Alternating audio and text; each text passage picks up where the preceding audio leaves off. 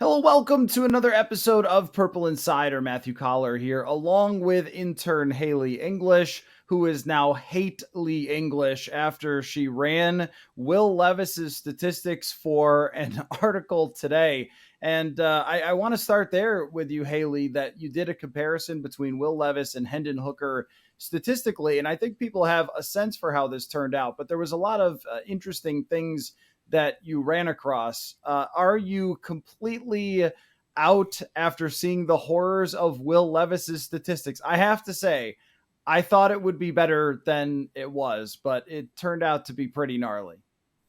Yeah, like back when people were saying he was a quarterback prospect through the college season last year, I was like, all right, like let me like watch something on this guy, maybe look at his just general box score stats, and they were like all kind of horrible. And I was like, why is he regarded as this like first round top quarterback kind of talent type of thing? Yeah, but when you look at his stats, he's basically below average and just about everything. I think he was the 187th graded quarterback by PFF in college last season, nowhere near CJ Stroud, Bryce Young, even Hendon Hooker, which we'll talk about. But yeah, just underwhelming stats all across the board. And so, looking at historically, you ran all the numbers for recent first and second round quarterbacks by the PFF grade, and Will Levis was even lower than Josh Allen throwing the ball, which Josh Allen is the most famous outlier who has ever outliered when it comes to this. That almost everyone else across the board that became a good quarterback at least was grading elite by PFF in college, which kind of makes sense, right? If you're going to be a top draft pick in the NFL draft, usually you play well in college. But what do you, I mean, do you think that there's something to be said for a toolsy quarterback that has this giant arm? I mean, I think the trouble with a Josh Allen comparison is that Josh Allen is one of the great running quarterbacks in NFL history already in his career. And Will Levis is not that kind of quarterback, but maybe the NFL looking at guys like this and saying, we know that there's great upside, and we've seen other players who couldn't throw as well improve over the years in the NFL. Yeah, Josh Allen is that gigantic outlier. He was kind of horrible throwing the ball in college. He was graded like 65 in his passing grade the year before he entered the NFL. And he kind of almost struggled his first two seasons in the NFL and then sort of had this random breakout year that now everyone thinks, oh, like maybe Justin Fields can do that. Maybe this quarterback can do that. So Josh Allen has been this like physical specimen who came out of nowhere in the NFL. And yeah, I don't really think it's easily replicable by any quarterback. But he also had that rushing ability in college. So he was like he had that skill that Will Levis kind of doesn't. But he was just kind of regarded with his arm talent, and I feel like that's what Levis is like has going for him. That was also like Paxton Lynch's thing too, and he turned out to be one of the biggest busts even in the XFL. So yeah, just a weird situation all around.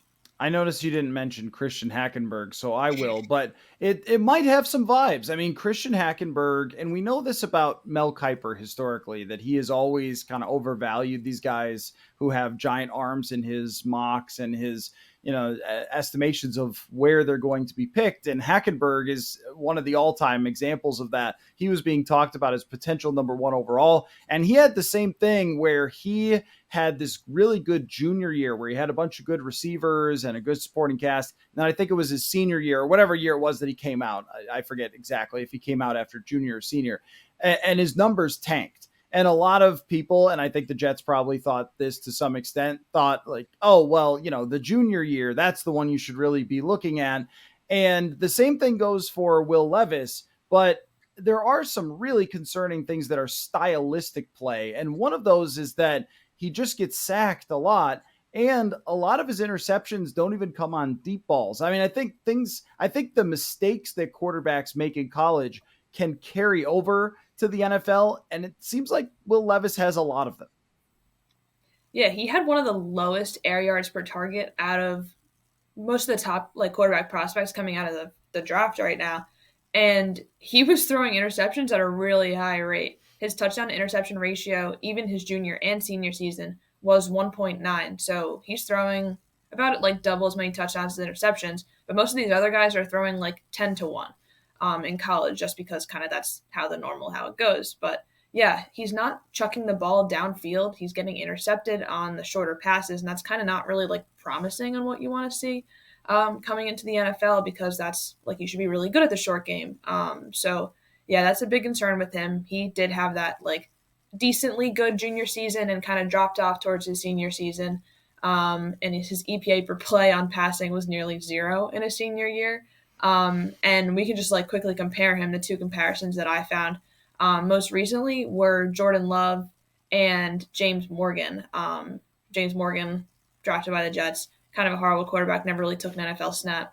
But they both had that decently good junior year and then dropped off on their senior year. And then we don't know about Jordan Love yet, but sort of kind of didn't pan out in the NFL as of now. And James Morgan was another guy who got talked about as like, oh, maybe he could be a high draft pick. And then the NFL just really wasn't buying it. I don't suspect that Will Levis will be a fourth round draft pick, but this is where it's really tricky to figure out, because a lot of times the NFL will evaluate them on other things that go so far beyond just the statistics and their physical tools. And one of those things is like bringing guys in and meeting with them, putting them on the whiteboard, trying to see how they, react and remember things. Because a big element of playing quarterback is being able to recognize patterns and then repeat, those kind of things. So you see safeties rotate and you know where you got to go with the football and things like that. And it feels like someone getting sacked, even though they didn't push the ball down the field. Because if they push the ball down the field, you could say, all right, well, he's probably just sitting in the pocket for a long time, waiting for long routes to develop. This seems like, is he even in college reading the right areas of the field? Like, I'm trying to figure out like 2 and 2 together of why someone would get sacked this much and have this many interceptions when they weren't pushing the ball down the field. Yeah, he took 36 sacks last year, and in a shortened college season, that's going to be even more in the NFL. Hendon was another guy who took a ton of sacks, but compared to Bryce Young, C.J. Stroud, Anthony Richardson, like those guys aren't taking sacks. They took about 10 in each of their seasons that they started. Meanwhile, you have Levis taking over triple that amount. So that's just not another promising stat that we have for him. So if Kevin O'Connell called you and he said, hey, I saw your statistical article, you're really, really hating my guy because we're going to draft Will Levis. And he said, here's why. I love the upside. I love the projection. We need tight window throws. We need a guy with a big, giant, beastly arm. No more Kirk floating balls into the secondary. What would you say? What would you say if he asked your opinion on this? And said that he liked a lot of the tools and a lot of the whiteboard and everything else, that he checked the boxes? I would say don't do it in the first round, or like don't do it where you are at pick number 23. Like some recent mock drafts have had him falling out of the first round. So the Vikings, I don't know, do they have a second round pick? I don't even They remember. do not. They traded for TJ Hawkinson.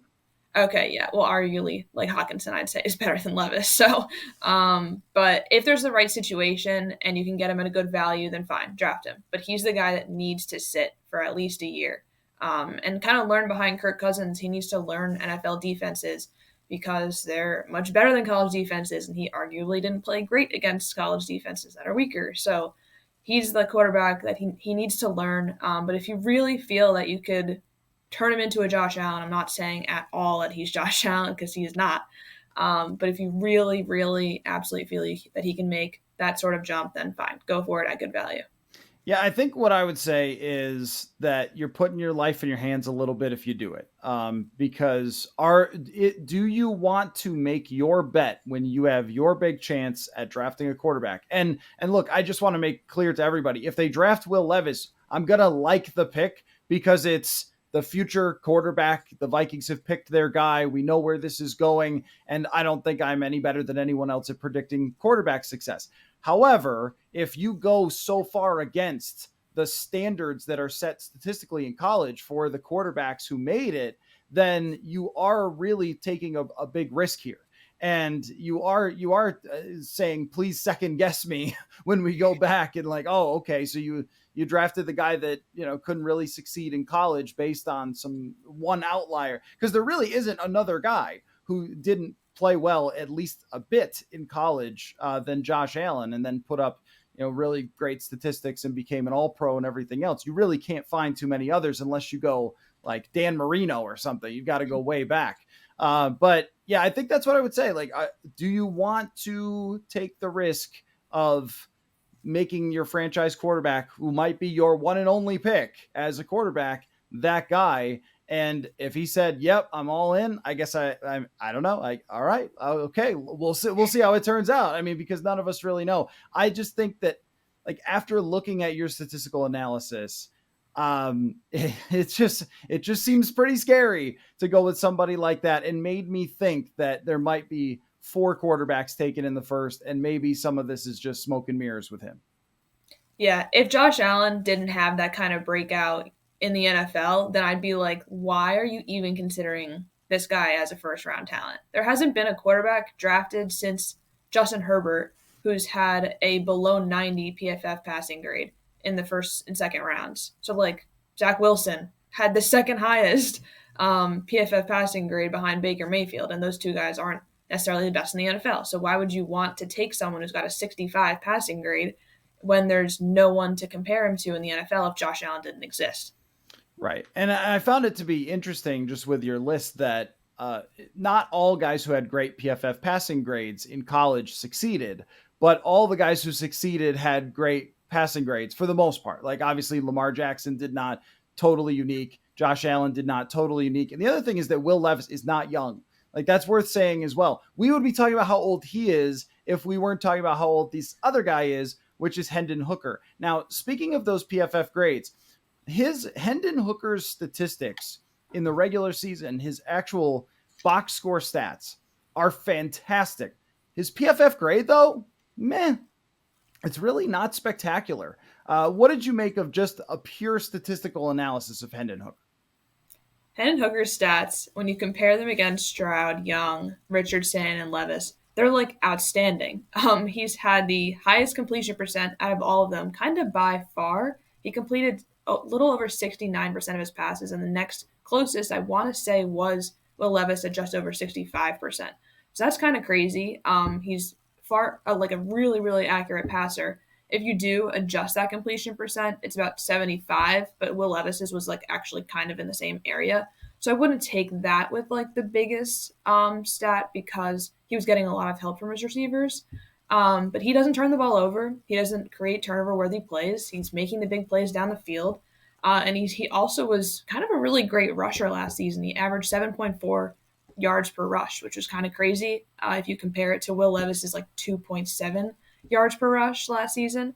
But yeah, just overall great passing stats. The only kind of downside is he took sacks at about the same rate as Will Levis, and his PFF grade is it's 85, so it's great. It's 20 points above Will Levis, but it's kind of not in that 90 range where you want to see.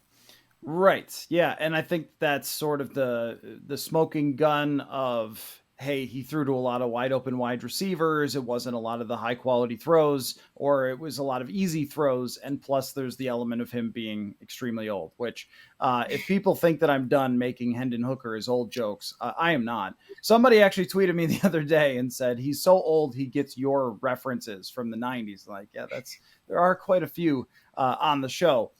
So I looked this up. I was trying to find, and I added it as a sentence to your article, just about if there was anything on age and quarterbacks. And I did find a 538 study. You have to go back a few years till 2018 on this, but that older quarterbacks, 24 and older, had pretty much failed across the board coming into the league. And that's the part that, again, where we talk about with Will Levis, you're sort of risking everything on someone who didn't play good in college.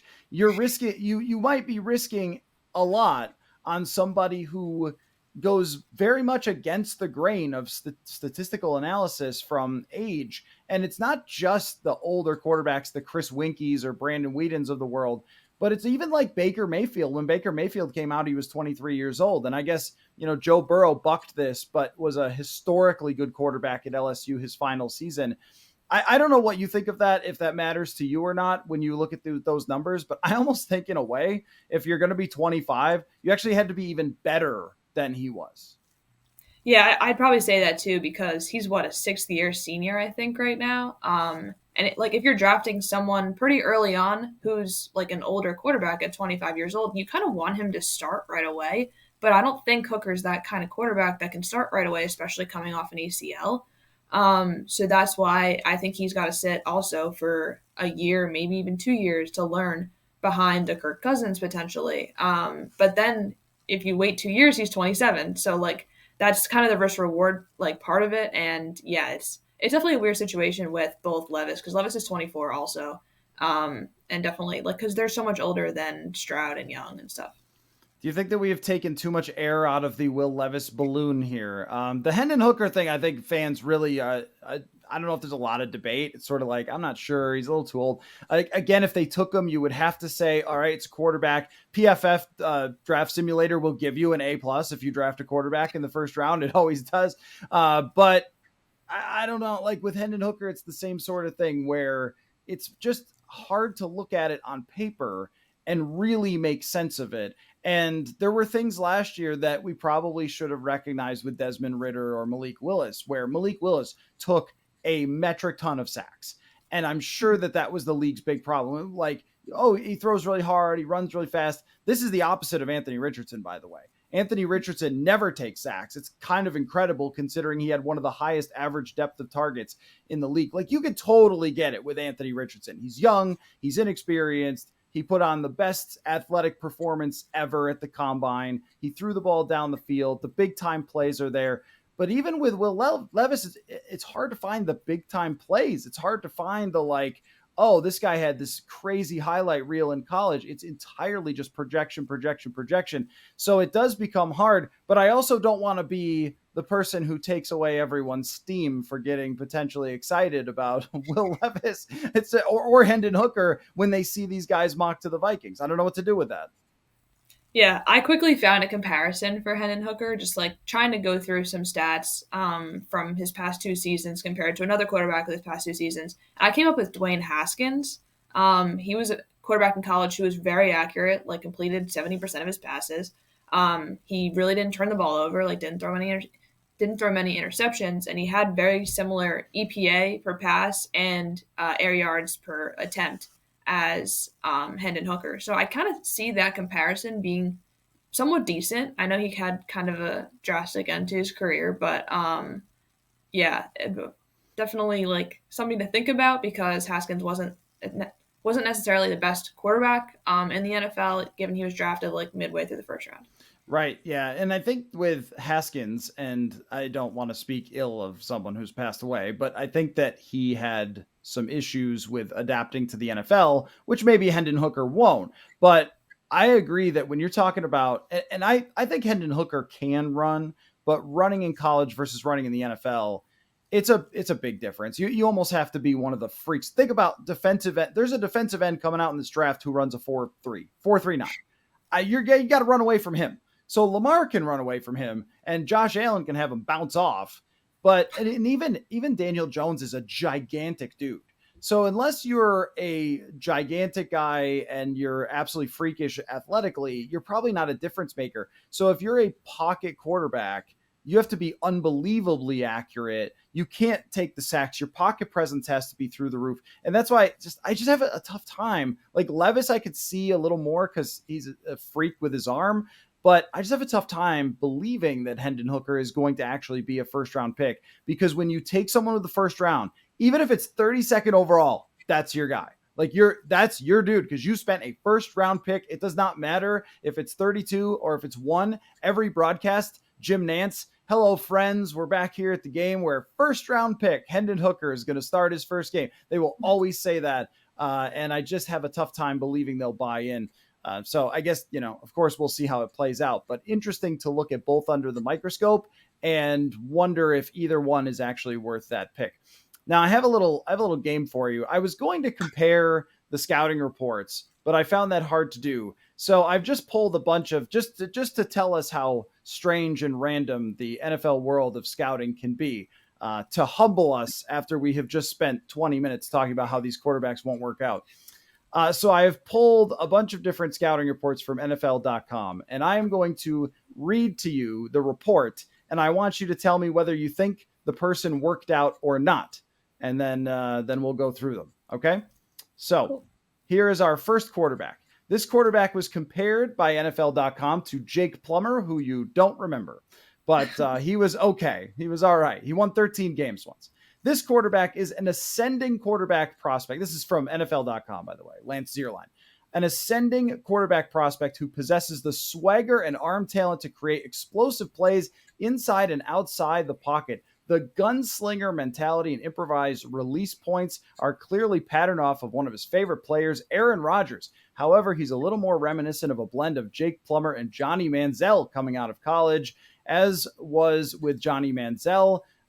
His work off schedule is due to inconsistent anticipation and a desire to hit the big play. Do you think that this quarterback, our gunslinging Aaron Rodgers playmaker, worked out in the NFL? I'm going to say no, just because that makes me think that Zach Wilson, just because like Zach Wilson's favorite player has always been Aaron Rodgers. So I don't know, like obviously, like I don't know if that's him, but I'm gonna say no, just because the presence and decision making isn't too great. You're savvy. Yes, it's Zach Wilson. Of course, I had to include a Jets quarterback, but that is Zach Wilson. But when you listen to that comparison and the playmaking and off schedule and everything, every year there's sort of different trends where whoever kind of just won or whatever just worked, the NFL will be like, ooh, what if it's that? Like, what if, is this a Mahomes? Could this be a Mahomes? And I think that Zach Wilson really benefited from that, that he was doing all these Mahomesian things with these funny arm angles and stuff like that. But anybody who says that he was not spectacular to watch at BYU did not watch, because he was one of the most fun players that I remember in college football. Okay, our next quarterback, though this quarterback had his ups and downs as a passer at his university, in a prolific spread offense, NFL general managers appreciate his ultra competitive nature, his athleticism, arm strength, and quick delivery. The insert mascot here, turned down a Senior Bowl invitation after regressing in the second half of the season. His eye level and pocket movement could be great, but he reverted back to staring down his first read. During his sophomore season, he played in an offense that was frequently took snaps under center, so he might have a leg up on other prospects in that regard. Did this quarterback work out or not? I'm gonna say I have no idea who it is. I don't keep track of who declined Senior Bowl invitations. Right. Um, but I'm gonna say that this quarterback did succeed, and I don't know why, but I just feel it. Well, there is some ambiguity there. This is Geno Smith, actually. Oh, So nice. he's being talked about as the spread offense and everything else. But why I liked this draft profile is that Geno Smith probably just needed a couple more years, but there was no time for that. And so when we were just talking about, and I've tried to connect these in some way to Will Levis or Hendon Hooker, is that just like with Wilson and the arm talent and Levis, and then the same kind of thing of development, is the NFL's got no time for that. You get like 1 year and then you better ball. And if not, you're probably out. I mean, even Justin Fields, like, this is it, man. You play well this year or you are out the door. And so Geno Smith, probably because of the offense that he played in, did need more time to become a good quarterback and has proven that he could play in the NFL, but at the same time was not ready to do it as he was coming out of college. But I thought that was interesting. There wasn't, for that year, there wasn't a comparison to make. Let me do another one here. This one is a NFL comparison to Kurt Warner. Okay. So high praise for this quarterback. The people's champ with a rags to riches story are culminating in one of the greatest 1 year turnarounds in sports history. He is a self-assured player with competitive toughness that teammates will gravitate toward instantly. He's a rhythm passer who benefited from tempo and scheme, but his vision, touch, and read recognition made the offense special. He buys himself time inside the pocket, but creates explosive off-schedule plays with his arm or legs. He throws with staggering precision and timing, but recognizes his own arm strength constraints, and he is forced to shrink the field accordingly. Did this quarterback work out or not? This weak-armed magician. It really sounded like that was going to be Joe Burrow or something until the weak arm. Now I want to say it's Brock Purdy because he has kind of been regarded as like a noodle arm type of quarterback, but I'm gonna say he didn't work out just because of that. You are sharp. It was Joe Burrow, Oh actually. wow. Yeah, yep, that is Joe Burrow. And I think that this kind of goes for how hard this is. When he came out, the arm strength was a concern. I mean, even through his first year, there were people putting together like compilations on Twitter because you can make anything work with film. So everybody like stay aware of that you can make anyone look good or bad with a couple of film clips. But there were compilations of like, here's the underthrown passes in his first year. And then he gets the leg injury. So everyone thinks, oh, he's not going to get any better. He was older. And then he comes out and becomes one of the great quarterbacks in the NFL, probably the second best quarterback in the entire league. It's, that's what's hard about it. But all those things about the swagger, the confidence, the pocket presence, the precision in passing, all of that, I think, sounds pretty good. All right. We'll do, two or three more here. Okay. Our next quarterback is a Carson Wentz comparison. Okay. He is a big, talented, full field scanner who is able to find the right read and sling it around the yard from the pocket or on the move. He rushed throws in this draft year, but showed marked improvement in that area, including a specific game. He trusts his protection while working through coverages and route development and has a big boy arm with drive velocity to stress and impress defenses. This is fantastic. He's confident attacking downfield, but touch throws evade him, and he may have created some tentativeness with certain short and intermediate throws. Again, the comp is Carson Wentz. Did our quarterback work out or not? Interesting. I don't know why I'm thinking Mac Jones, just because I feel like you need a couple of years under under Carson Wentz's belt to compare him to him. But I don't know. I'm thinking Mac Jones, and I don't know if you want to call that a make or a miss because he's a big question mark still. But I think more on the miss side. Half and half, I guess. Maybe if Matt Patricia wasn't his offensive coordinator last year, I don't know. I think get Bill Belichick his wins record, and then Mhm. that is Justin Herbert. Yeah, so it's sort of funny because Carson Wentz at the time that it would have gotten that comparison would have been thought of differently than Mhm. after his injury when he was more limited. But I thought this was interesting because this is the way we're talking about Will Levis. And when Justin Herbert came out, and this would be like my hesitation about saying Vikings don't do it, don't draft Will Levis, his stats aren't that great. There were a lot of criticisms of Justin Herbert of, can he execute an offense? And the short passing wasn't very good. He used to do this funny thing where he would snap the ball and he'd like spin it in his hands. Like, what are you doing? Like, just the details of the game were just not very good with Justin Herbert, and he has become a complete superstar. Okay, one more. You have done excellently in this game. One more. This here quarterback is compared to Andrew Luck.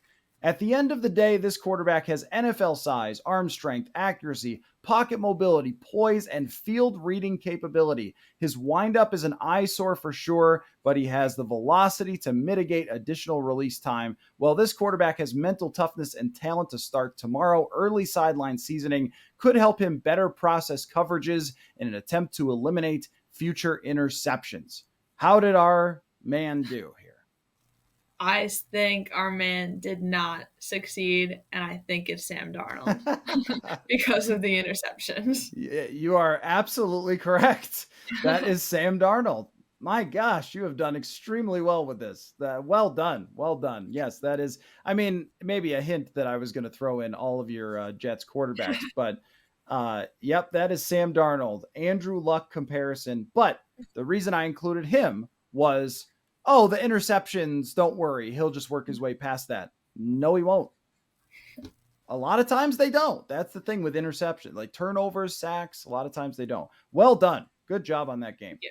Thank you. So I also asked you, got a couple other things to talk about, to take a little peek at the over unders for the DraftKings release them, which is like a news story these days. What people's over unders. But the Vikings got an 8.5 over under. I'm sorry, I don't have it in front of me. How many teams were ahead of the Vikings? Did you count it up? Did you make the list? How many teams were ahead?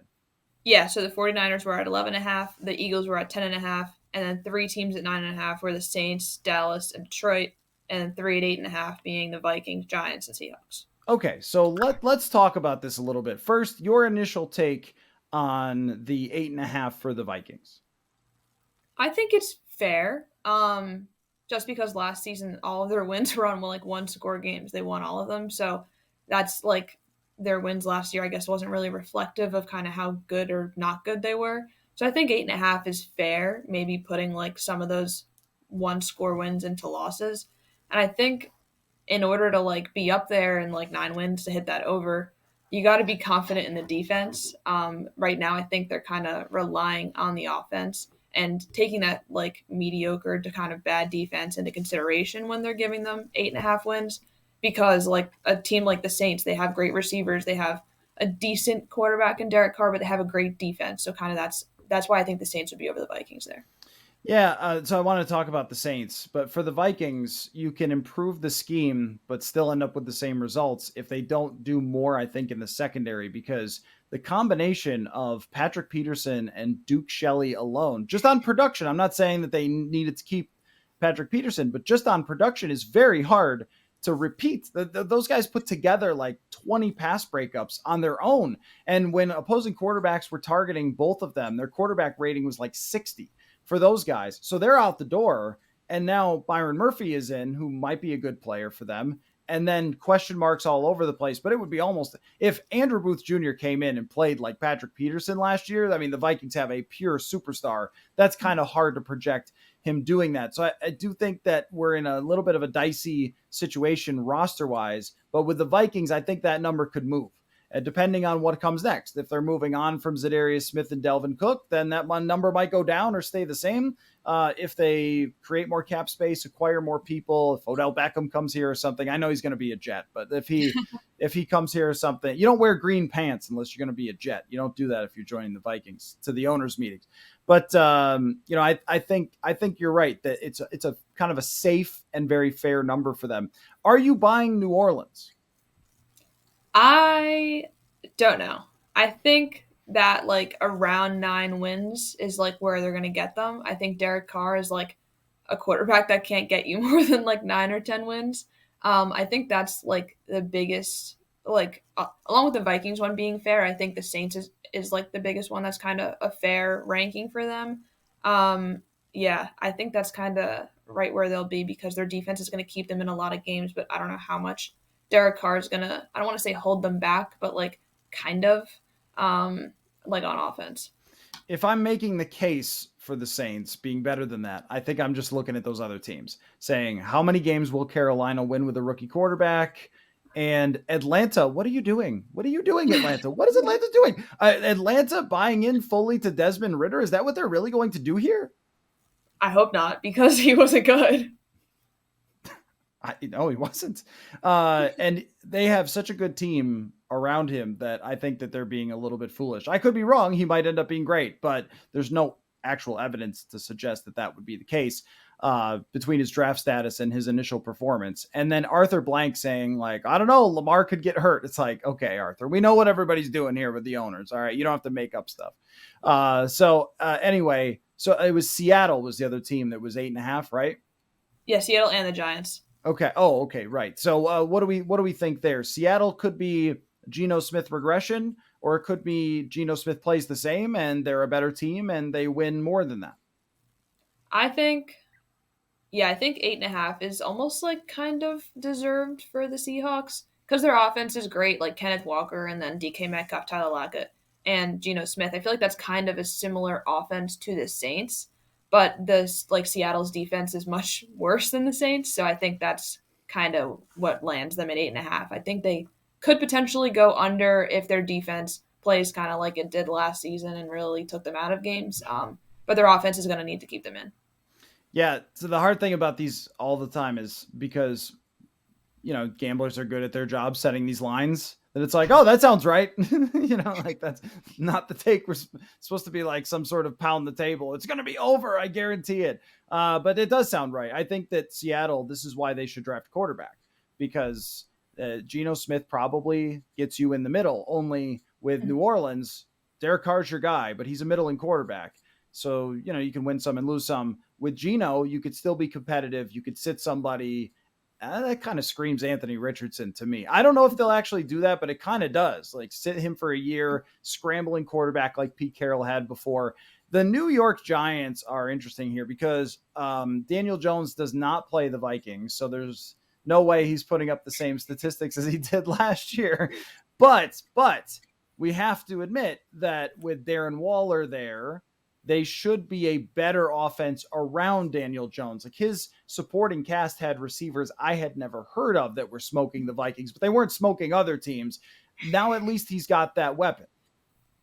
That's true, but I think the Giants are at the most risk out of the 8.5 teams to go under.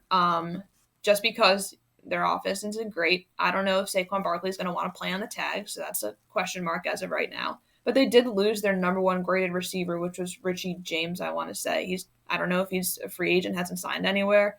Last I could find, he's just not on the team. So I don't know. Like Darren Waller's good, but he has that risk of injury, so he's also a question mark. I really don't think the Giants got too much better on offense by losing some players and gaining Darren Waller.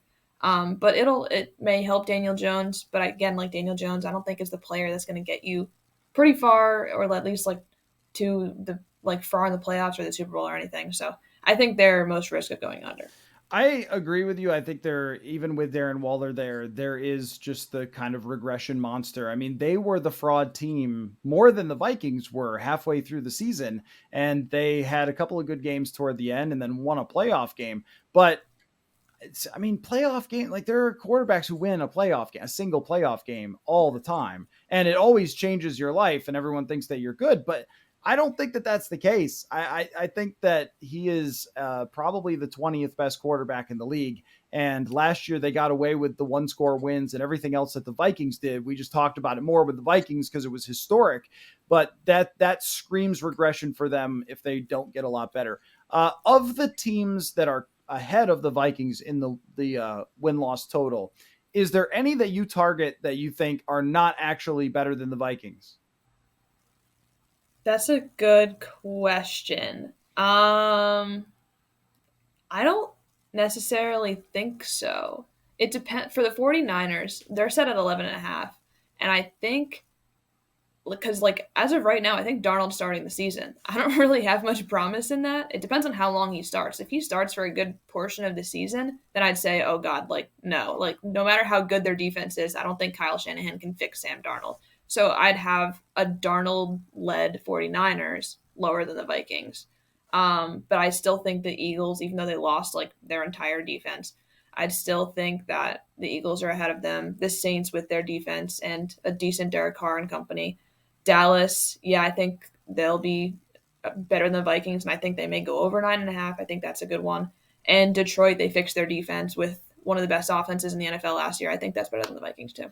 Yeah, I mean Detroit, the amount that they've poured into this defense, if it's even average, and when we say we do that here all the time. Oh well, if the Vikings can even be average, they actually have proof that they could be average based on what that they've added, that they could progress quite a bit, especially secondary. And this is something that we've seen many times, that you can sack the quarterback all you want, even pressure, but if you can't cover anybody, it doesn't really matter. That the opposing quarterbacks are going to shred you. And that's really what happened with Detroit last year. They didn't have anything. But now Aiden Hutchinson's second year, a lot of additions there. I do like them at this moment to still win the division. But what is your feeling about the Detroit Lions? I mean, they're very Jetsy, really. But Yeah. the one response I see from fans who can't deal with the fact that the Lions are favored to win the division is they're the Lions. Like that's the main argument. It's nothing about the roster, the coaches, the coordinators, whatever. It's just they're the Lions. Like, it's not a statistical analysis, but is that a fair analysis? Yeah, I think it is. It's kind of like saying, hey, it's the New York Jets. They're always going to be the Jets, the same old Jets. So like the same old Lions. I think they definitely probably should win the division, assuming Jordan Love doesn't become Aaron Rodgers in his first full season. But yeah, they addressed the defense, but I don't know how much Jared Goff is going to really take them, because he was a big product of the receivers around him last year, and they are kind of getting Jameson Williams. I don't know how good he's going to be, but yeah, I think the Lions have an easy path to the division win. I think so too. That it's just fair to look at their roster and say it's very strong. If they had lost Ben Johnson, their offensive coordinator, I may have questioned it. But any man who draws up a play where he throws the ball to Penei Sewell is a man for me. So no, I don't think it's a valid argument because obviously I'm from Buffalo, but you could do this with a number of teams where they were just tragically bad for a long time. I think it was 17 straight years that the Bills missed the playoffs. And then they got Josh Allen, and then now they're there every year. It's like if you turn that corner, you can stay there and just be good. This happened with the Saints and Drew Brees. I know Jared Goff isn't that player, but offense will do that for you. Okay, so real quick, Brian Gutekunst said that he hasn't been able to get Aaron Rodgers to pick up the phone, which is part of the thing that facilitated the trade. So that makes Aaron Rodgers seem like in his interviews that he's been lying about that whole thing. You worried that your future quarterback has a little troubles with the truth? No. I think this is gonna be a whole big thing of like he said, she said. I don't really think we'll ever get the full truth. Aaron Rodgers has his story, the Packers probably have their story, and they're both trying to make themselves feel like a victim, I think. So yeah, I don't see really much concerns. Aaron Rodgers is a weird guy. He might have taken something differently, just because he was going on a darkness retreat. He may not be totally like mentally there when he heard about something. So I don't know. It's a yeah question mark. What would Aaron Rodgers have to do for you to be out on Aaron Rodgers to the Jets? Nothing, honestly. um, Legally, let's say legally. legally, like obviously, if you commit a crime, like don't. Right. Right. Then you're out. But yeah, as of right now, like nothing really. The Jets want him, so yeah. Only crimes. That is the only thing that would make you out on Aaron Rodgers. Yeah, we poured enough cold water on quarterbacks today for that, so I won't say that it won't work out. But if they get Odell Beckham on that team and Garrett Wilson and the rest of the Alan Lazard is a fairly good receiver as well. You are handing the man one of the best supporting casts in the league, and that's kind of the Tom Brady thing to Tampa Bay was New England's receivers fell apart. Their relationship started to sour. And then we kind of thought, like, is he even that great anymore? And then went to a great supporting cast. And then, so I'm not saying it's going to work or it's not going to work because who knows, but I could see where you're in a position to not care about his little fibs on whatever YouTube show. So, okay. Last thing is just if you have any Vikings questions for me. Wait, we forgot the rule changes. Oh, we forgot the rule changes. Yeah, sorry. Okay, I forgot about that. Yeah, that's right. I was going to ask you about if because the NFL is looking at a bunch of rule changes, if you had any thoughts, if you had favorite rule changes that you wanted, or if there's like one rule change that they made that you remember that you really liked or hated. Okay, so I did some research on this, and the coolest, most best rule changes. The first one I'd probably say is when they move the goalpost back, so they're not running into a goalpost that's in the end zone like the CFL does. That was a pretty interesting one that I found. And then there's also this crazy time at the end of the 1800s and the beginning of the 1900s where a field goal was worth more than a touchdown. So like in 18 from 1898 the touchdown went from 4 points to 6 points. But then in 1904, the field goal went from 5 to 3 points. So between 1898 and 1904, the field goal was worth 5 points and the touchdown was worth four, which is absolutely crazy. Like, why ever go for a touchdown? Just go for the field goal once you get in like red zone. I found that pretty interesting. Okay, I love that. And that sounds like an article for you at some point. It's like, what if the rules had been the way that they were back then, now with like today's kickers and everything? Who would have won last year if field goals were worth more than touchdowns? Maybe we could work on that. I love that. For me, the worst rule, and probably people know what I'm going to say, is all rules that took away kick returns from us, because kick returns were such a fun play and provided us with so much entertainment, and they just cut those by about a third and ruined everything. I think that one of the great stories ever in football history is why you can't fumble the ball forward. The holy roller. I'm sure that football fans know that, but the Raiders being sacked and just like heaving the ball forward and it bounces, picked it up for a touchdown to win a game. I mean, stuff like that, rule changes that come from that. And I know what Vikings fans want me to say. The most irritating rule change was the overtime rules in the playoffs because Brett Favre and everything else. Do you like the overtime? Do you think it's fair? Do you want it to be this way where each team touches the ball? Or do you feel like, hey, man, you could have won in regulation? I think it's fair for only the playoffs to have each team's like touch the ball at least once, and like mostly because that Bills Chiefs game was so great and it ended so kind of like unfairly, I'd say, just because like yeah, the Bills didn't really have a defense, didn't try to stop them, and yeah, you need a defense to win a game, but like if you have two offenses that are just like slinging the ball back and forth and like no one's really like stopping them, like don't make the like one rule in overtime kind of stop that game and end it for them. Yeah, I think in the regular season, I would be. This is maybe people might not like this take.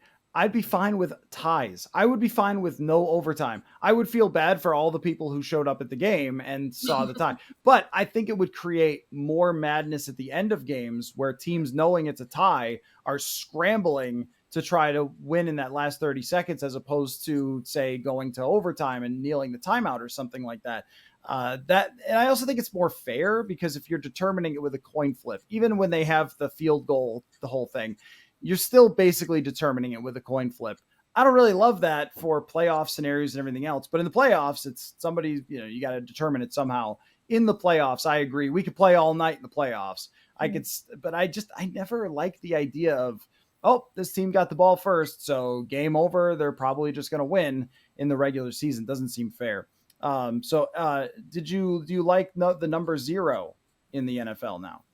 I think I do. I was a big like not fan. I don't know the word for that, but or I was against when they let like cornerbacks and stuff wear numbers like 1 through 10, just because like I didn't want the change in anything. Like I wanted all the numbers to be like nice and clean for like whatever position they were. But I don't know, it's kind of cool. It's like Sauce Gardner's wearing number 1. He's rocking 1, but I think Calvin Ridley was the first one who said like I'm wearing 0. So I think it'll be kind of cool. It'll like up jersey sales, so more money for them. But cool number.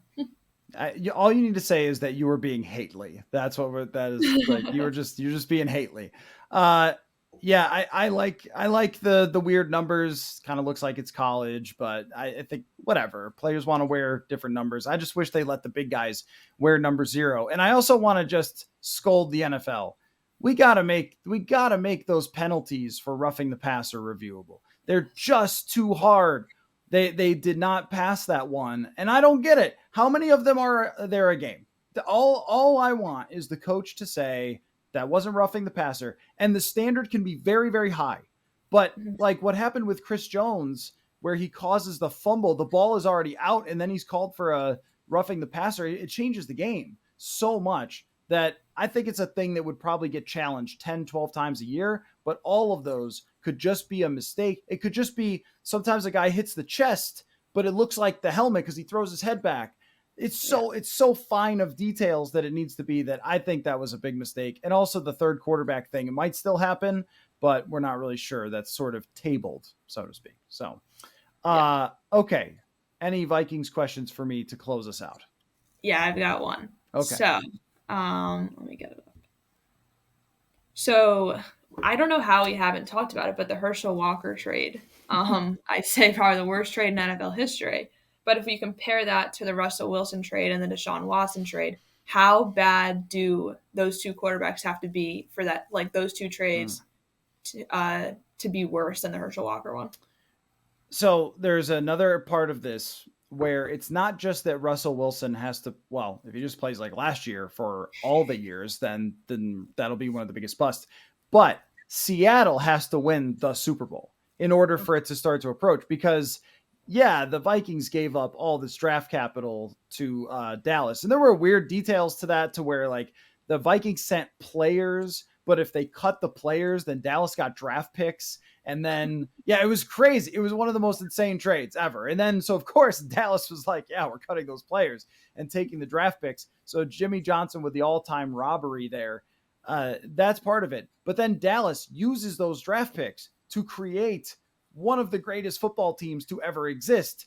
So that element of it really adds to the sting. It's not just that Herschel Walker didn't work out. And then the other part of it too was the Vikings didn't even use Herschel Walker with the right running scheme. They were trying to have him adapt to their scheme. It was complete calamity.